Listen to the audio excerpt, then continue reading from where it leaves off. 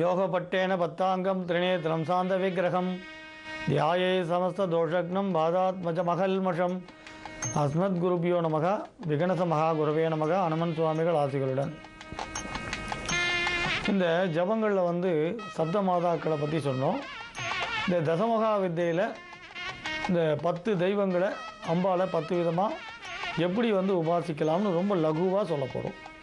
இன்னும் வெகு விமர்சையாக பின்னால் சொல்கிறோம். இப்போ தொடர்ந்து 10 நாளைக்கு தசமகா வித்தையில் அம்பால எந்தெந்த விதமாக உபாசித்தால் என்ன பலன் அப்படின்னு சொல்லலாம்.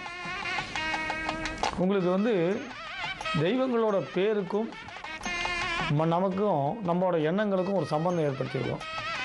இப்போ உதாரணமாக சொல்ல போனால் நம்ம விநாயகன் சொன்னால் யானை முகம் ஞாபகம் வருது, கிருஷ்ணன்னு சொன்னால் குழந்தையோட முகம் ஞாபகம் வருது, காளி அப்படின்னு சொன்னோடனே கோர ரூபம் ஞாபகம் வருது. ஆனால் நாம் நினைக்கிற மாதிரி உடையும் அலங்காரங்களும் காளிக்கு கோரமாக தெரியலாமே தவிர உருவம் ரொம்ப லட்சணமானது. காளியோட முகம் பரமசாந்தத்தை தரக்கூடியது. கழுத்தில் கபால மாலை இருந்தாலும் கையில் சுளத்தை ஏந்தி இருந்தாலும் காளியோட அந்த முகமானது சாதகனுக்கு சாந்தத்தை உண்டு பண்ணக்கூடியது. ஆனால் காளியை உபாசிக்கக்கூடியவர்களுக்கு சத்ரு பயமே இருக்காது. சத்ரு விஷயங்களில் மட்டும் காளியை உபாசிக்கிறவர்களுக்கு அந்த பயமே வேண்டாம், சத்ரு ஜெயம் உண்டு. இந்த காளின்னு சொன்னோம்னா வீட்டில் வழிபாடு பண்ணக்கூடாது, கோயிலுக்கு போகக்கூடாது, காளியை தனியாக பூஜிக்கக்கூடாது, இப்படி பலவித பயம். அப்புறம் வாமாச்சார தந்திரத்தில் நம்பிக்கை. இல்லைன்னா காளினோடனே கோழி வெட்டணும் ஆடு வெட்டணுன்ற மாதிரி பயம். அப்படிலாம் இல்லை. சாத்விகமான பூஜை தாராளமாக செய்யலாம். காளிக்கு சாத்விகமான பூஜை செய்யலாம்.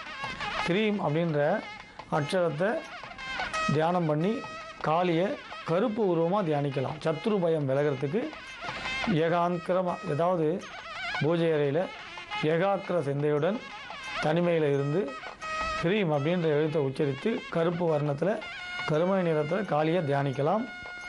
இது மாதிரி தியானம் பண்ணும்பொழுது சத்ரு பயம் விலகும். இன்னொன்று, மந்திரங்களுக்கு அடுத்தபடி தியானம்.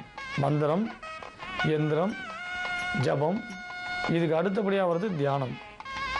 இந்த அம்பாலோட மந்திரம் ரொம்ப பெருமைக்குரியது. இப்போ சொல்ல போகிற அம்பாலோட மந்திரம் நிறைய பெருமையை சேர்க்கக்கூடியது. அமாவாசை அன்னைக்கு ஆரம்பித்து தொடர்ந்து 45 நாட்கள் ஜபிக்கலாம். ருத்ராட்ச மணி விசேஷம், இல்லை சாதாரணமாக கையிலையும் ஜபம் பண்ணலாம். வாசனை ஊதுவத்தி ஏற்றி திராட்சை ரசத்தில் கல்கண்டு போட்டு அந்த திராட்சை ரசத்தை நைவேத்தியம் பண்ணலாம். ரொம்ப விசேஷம். 45 நாட்களும் பண்ணலைன்னா ஆரம்பிக்கிற அன்றைக்கும் முடிக்கிற அன்றைக்கும் பண்ணால் போகிறோம். காளியை ஜபம் பண்ணக்கூடியவர்களுக்கு பயம் விலகி ஜெயம் உண்டாகும். எந்த இடத்துலையும் பயமே இருக்காது. சத்ரு ஸ்தம்பனம், அதேமாதிரி கோர்ட் வழக்கு வியாஜ்யங்களில் வெற்றி, இதெல்லாம் காளி கொடுப்பான். மசான வாசினி. மயானம்னு சொன்ன உடனே நமக்கு ஒரு பயம் இருக்குது. ஆனால் மயானம்னு சொன்னால் அங்கே உண்மையில் பார்த்தீங்கன்னா நீங்கள் நாம் நினைக்கக்கூடிய அளவு பயப்படக்கூடிய அளவு ஒன்றுமே இல்லை. மயானம்ன்றது எல்லாவற்றையும் துறக்கணுன்றதை குறிக்கக்கூடிய ஒரு அடையாளம் தானே தவிர நாம் நினைக்கக்கூடிய அளவுலாம் வேறு விதமான அர்த்தங்கள் கிடையாது. அதனால் அந்த காளி தேவி அந்த பஸ்மத்தில் நிற்கிறானா, மயானத்தில் நிற்கிறானா, பிரேதத்தில் நிற்கிறானா, எல்லாத்தையும் திறந்துடு. உலகத்தில் எல்லா செல்வங்களும் அழியக்கூடியது அப்படின்றத தெரிவிக்கக்கூடிய தோற்றம் தான், வேறு ஒன்றும் இல்லை. சிவபெருமானே மசான வாசமாக பண்ணுறதே எல்லா செல்வங்களையும் துறந்து சுவாமியை நினைக்கணுன்றதை குறிக்கக்கூடியது தான். அதனால் மசான வாசனின்னு சொன்ன உடனே காளியை கண்டு நம்ம பயப்பட வேண்டிய அவசியம் கிடையாது. ஆனால் ஜபம் பண்ணுறதுக்கு நீங்கள் பூஜை அறையில் பண்ணால் போகிறோம். அது தவிர நம்ம வேறு ஒன்றும் வேண்டாம். அல்லது கோயில்களில் பண்ணலாம். அந்த அதிக வாமாச்சார தந்திரம் மாந்திரிக தந்திரத்தில் ஈடுபடக்கூடியவர்கள் மட்டும்தான் இந்த மாதிரி மசானங்களில் ஜபிப்பா. மற்ற எல்லாரும் வீடுகளில் பூஜை அறையில் ஜபிச்சா போகிறோம். வேறு விதமாக எதுவும் வேண்டாம். இந்த காளியோட மந்திரத்தை ஜபிக்கிறதுக்கு முன்னே சுத்தபத்தமாக குடித்து கிழக்கில் இருந்து குரு தியானம் பண்ணி லலிதா பரமசியை தியானம் பண்ணி சாட்சாத் பரமசிவனை தியானம் பண்ணி அப்புறம் காளி தேவியை வழிபடலாம். இப்போ சொல்ல போகிற காளி மந்திரம், காளி மகா மந்திரம், அது காளி தேவியோட காயத்ரி. இப்போ தொலைக்காட்சி திரையில் தெரியும், எழுதிக்கோங்க. ஓம் காளிகாயே வித்மகே மசான வாசின்யே தீமகி தன்னோ கோர பிரச்சோதயாத். இந்த மந்திரத்தை எழுதினீங்களா? தொலைக்காட்சியில் தெரிஞ்ச இந்த மந்திரத்தை எழுதினீங்க இல்லையா? இந்த மந்திரத்தை தொடர்ந்து ஜபம் பண்ணுங்கள்.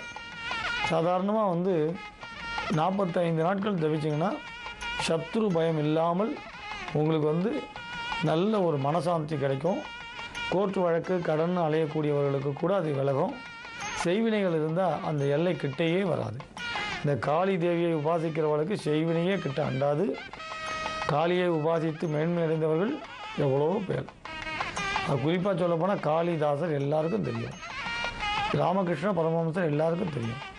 ராமகிருஷ்ணரை பரமஹம்ச நிலைக்கு உயர்த்தியவர் காளி. பரமஹம்ச நிலைன்னா ஏற்கனவே சொல்லியிருக்கோம். சந்நியாச நிலையும் உங்களுக்கு வானப்பிரஸ்தத்தில் இருக்கிறதும் சித்தனாய் உலவுவதும் இது எல்லாவற்றுக்கும் மேன்மையானது அம்ச. அதற்கும் மேலான ஒரு தகுதி பரமஹம்ச. ஸோ அந்த உயர்ந்த பரமஹம்ச நிலையை ராமகிருஷ்ணர் அடைஞ்சதுக்கு காளியோட அருளே காரணம். அதனால் இந்த நாவன்மை பெற, அதே நேரத்தில் உள்ளத்தால் வலிமை பெற இந்த காளியோட மந்திரம் நிறைய பயன் தரும். நீங்கள் நிறைய பேருக்கு வந்து உள வலிமை இருக்காது, அதுக்கு காளியை உபாசித்தா அந்த உள்ளத்தில் வலிமை வரும். அதேமாதிரி கவிஞர்கள், கவிதை எழுதக்கூடியவர்கள், இவெல்லாம் காளியை பூஜித்தால் சரளமாக கவிதை எழுத முடியும். எழுத்தில் நல்ல புலமை வரும். எழுதக்கூடிய ஆற்றல், பேசக்கூடிய ஆற்றல், நினைத்த காரியத்தை நினைத்தபடி சாதிக்கக்கூடிய ஒரு மகோன்னதமான ஆற்றல், இது எல்லாமே காளி அருளால் வரும். இந்த தேவியை வந்து தொடர்ந்து உபாசிங்க. காளி அருளால் காருண்யம் மிகுந்து நிறைந்த செல்வங்களை நீங்காமல் பெற முடியும்.